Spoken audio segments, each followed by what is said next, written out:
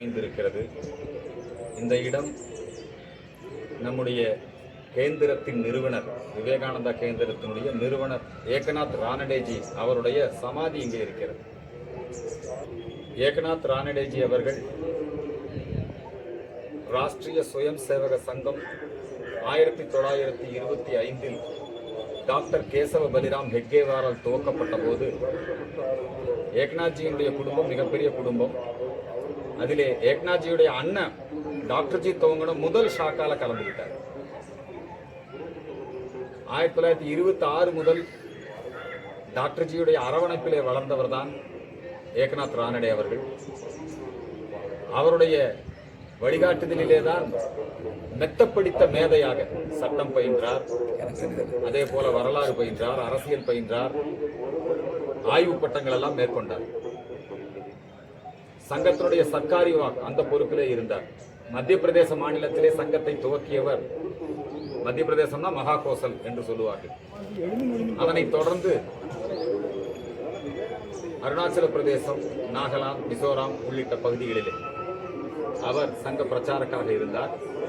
அருணாச்சல பிரதேசம் இந்தியாவோடு இருக்கிறது என்று சொன்னால் அதற்கு மிக முக்கியமான காரணம், இந்த வடகிழக்கு மாநிலங்கள் எல்லாம் பூரா பிஜேபி ஜெயிச்சிருக்கு. அசாமில் பிஜேபி ஜெயிச்சிருக்கு, இங்கெல்லாம் பிஜேபி ஆட்சி வந்துருக்கு. அதுக்கெல்லாம் விதை போட்டது நம்முடைய ஏகநாத் ரானடே அவர்கள் தான். குருஜி அவர்களுடைய 50வது ஆண்டு விழா பொன் விழாவை முன்னிட்டு நாடு முழுக்க சங்கத்திற்காக ஒரு காரியாலயம் கட்டுவதற்கு நிதி திரட்டப்பட்டது. நாடு முழுக்க சுற்றுப்பயணம் மேற்கொண்டார். பொதுவாக சங்கத்தில் வசூல் பண்ண மாட்டாங்க. ஆனால் ஏக்நாத்ஜி சங்கத்துக்கு ஒரு காரியாலயம் நாக்பூரில் வேணும் அப்படிங்கிறதுக்காக குருஜியினுடைய அந்த 50வது ஆண்டு விழாவை மையமாக வைத்து மிகப்பெரிய அளவிலே 17 லட்சம் ரூபாய்க்கு மேலே வசூல் பண்ணி இன்னைக்கு சங்க காரியாலயத்தை கட்டினாங்க. அதன் பிறகு அவர் இந்த அருணாச்சல பிரதேசம், நாகாலாந்து, மிசோராம் அந்த பகுதிகளிலே பணியாற்ற வேண்டும் என்பதற்காக, மேற்கு வங்கத்திலே பணியாற்ற வேண்டும் என்பதற்காக அவர் சங்க பொறுப்புகளிலே இருந்து தன்னை விடுவித்துக் கொண்டு முழுமையாக சுவாமி விவேகானந்தர் குறித்த ஆராய்ச்சியிலே ஈடுபட்டு அவர் தான் அந்த எழுமின் விழுமின் உழைமின் அப்படிங்கிற ஒரு புத்தகம் தமிழில் நம்முடைய வீரத்துறவி ராமகோபாலன் அதை மொழிபெயர்த்தார். அரைஸ் அவேக் அப்படின்னு சொல்லி ஆங்கிலத்திலே விவேகானந்தருடைய எல்லா போதனைகளையும் முழுமையாக தொகுத்தார். இந்த தமிழ்நாட்டுக்கு வந்தபோது கன்னியாகுமரியில் விவேகானந்தர் தியானம் செய்த இடத்திலே ஒரு நினைவு மண்டபம் அமைத்திட வேண்டும் என்கின்ற எண்ணம் அவருக்குள்ளே தோன்றியது. அதனைத் தொடர்ந்து, ஏன்னா இங்கே இந்த கன்னியாகுமரியில் ஸ்ரீபாத பாறை இருக்கு. ஸ்ரீபாத பாறைங்கிறது நம்முடைய பகவதி அம்மனுடைய ஒற்றைக்கால் அச்சு அங்கே இருக்கும். இப்பவும் போனால் தரிசனம் பண்ணலாம். அந்த ஸ்ரீபாத பாறையில் தான் சுவாமி விவேகானந்தர் 3 நாட்கள் தியானம் செய்து அதன் பிறகு அவர் நாடு முழுக்க சுற்றுப்பயணம் செய்து ராமகிருஷ்ணா மிஷன் போன்ற இயக்கங்களை எல்லாம் தோற்றுவித்தார். ஆகவே இந்த இடத்துல ஒரு நினைவு மண்டபம் அமைக்க வேண்டும் என்று அந்த முயற்சியை முதன்முறையாக மேற்கொண்டார். போய் பலரையும் சந்திச்சாரு. அப்போ நம்ம நாட்டில் தான் கல்வி அமைச்சர் பூரா முஸ்லீமாக தான் இருப்பான். ஹுமாயூன் கபீரை சந்திச்சு போது அவன் அதை அப்படியே தள்ளி விட்டான். இங்கே இருக்கிற கிறிஸ்தவன்லாம் இங்கே கொண்டு சிறுவியை வச்சிடலாம் அப்படின்னு முயற்சி பண்ணிட்டு இருந்தான். அந்த மாதிரியான ஒரு காலகட்டத்திலே அப்போ ஜனசங்கத்துக்கும் பெரிய எம்பிக்கள் கிடையாது. ஆனால் 300க்கும் மேற்பட்ட நாடாளுமன்ற உறுப்பினர்களை சந்தித்து எல்லாரிடத்திலையும் கையெழுத்து வாங்கி விவேகானந்தருக்கு ஒரு நினைவு மண்டபம் அமைக்க வேண்டும் என்று பெரிய முயற்சி எடுத்தார். ரொம்ப ஆச்சரியமான விஷயம் என்னன்னா, ஜோதிபாஸ் எல்லாம் கூட அதை ஆதரிச்சார். ஜோதிபாசுடைய மனைவி மூலமா அவர் நன்கொடை கொடுத்தார். அண்ணாதுரை விவேகானந்தர் பாறை அமைப்பு குழுவில் அண்ணாதுரை இருந்தார், பக்தவச்சலம் இருந்தார்.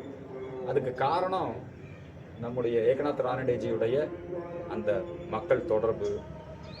மாற்று கருத்து மற்றவங்களுக்கு இருக்கலாம், ஆர்எஸ்எஸ் மேல பல்வேறு விதமான அபிப்பிராயங்கள் இருக்கலாம், ஆனாலும் எல்லாரையும் சந்திச்சு இந்த விவேகானந்தருடைய இந்த அற்புதமான ஒரு கேந்திரத்தை நிறுவி விவேகானந்தர் பாறையிலே விவேகானந்தருக்கான அந்த மண்டபத்தை அமைத்து இதன் மூலமாக இந்த வடகிழக்கு மாநிலங்களில் மதமாற்றத்தை முறியடிப்பதற்காக பல்வேறு, அதாவது வகுப்புகள் நடத்துறது, ஸ்கூல்ஸ் நிறைய நடத்துறது, இப்படி நிறைய காரியங்கள் கேந்திரம் மூலமாக நடைபெற்று கொண்டிருக்கிறது.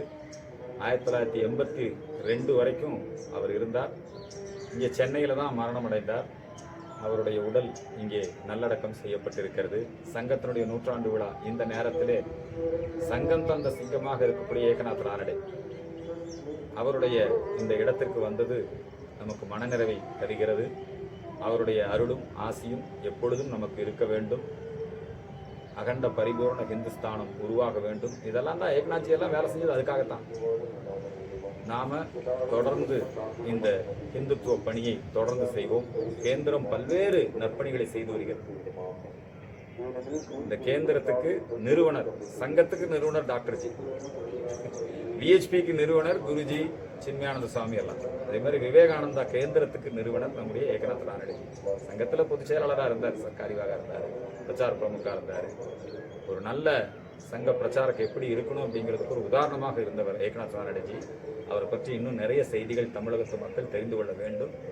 ஏகநாத் ரானடேஜியுடைய புகழ் வாழ்க என்று சொல்லி நிறைவு செய்கிறேன்.